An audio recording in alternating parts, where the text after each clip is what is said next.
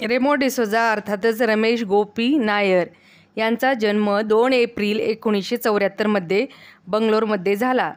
त्याचे शिक्षण गुजरातमध्ये झाले. त्याला लहानपणापासूनच नृत्याची आवड होती. त्यामुळे त्याने 12वी नंतर सगळे लक्ष नृत्यावरच केंद्रित केले. मात्र त्याच्या मोठ्या भावाचा नृत्याला विरोध होता, कारण त्यावेळी नृत्य क्षेत्राला फारसे स्थान नव्हते. मात्र रेमोने नृत्यासाठी अनेकदा आपल्या कुटुंबियांचा मार खाल्ला. रेमोच्या वडिलांनाही नृत्य क्षेत्राचा राग होता.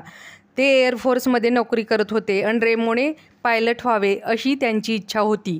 पण रेमोला त्या गोष्टी आवडत नव्हत्या. त्यामुळे तो काही दिवसांनी मुंबईला आला. या क्षेत्रात करिअर करण्यासाठी त्याला तब्बल 5 वर्ष स्ट्रगल करावा लागला. सुरुवातीला तो रेल्वे स्टेशनवरच झोपत होता. राहण्यासाठी घर नसल्याने अनेकदा तो भर पावसात चिंब भिजत राहिला. ऊन, वारा आणि पावसाचाही सामना केला. पण त्याचे नृत्याबाबतचे ध्येय निश्चित होते. त्याने हार मानली नाही. अहमद खान, अनुभव सिन्हा व आचल मेहता यांनी रेमोला पाठिंबा दिला. त्यानंतर त्याने नृत्य प्रशिक्षण केंद्र उघडले. मात्र त्यात अवघे 4च विद्यार्थी होते. तरी त्याने मोठ्या कष्टाने त्यांना प्रशिक्षित केले. पैसे फारसे मिळत नव्हते, त्यामुळे आर्थिक अडचणींचा सामना त्याला करावा लागला.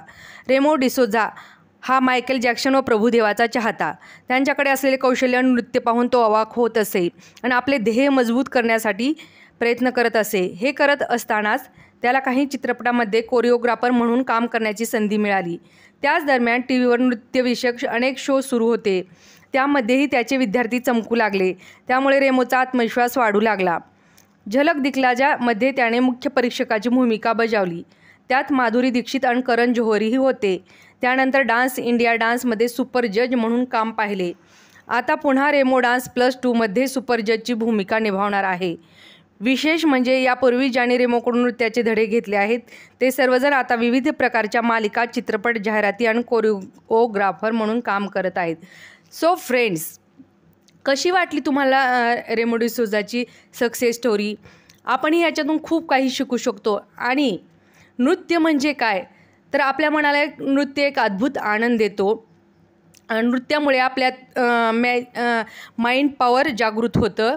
नृत्यामुळे आपल्याला एक वेगळाच आनंद भेटतो. आणि सो मित्रमैत्रिणींनो, तुमची निराशा आणि निगेटिव्हिटी घालवून देण्याचं सामर्थ्य या नृत्यात आहे. तर लेट्स स्टार्ट बिगिन्स डान्स.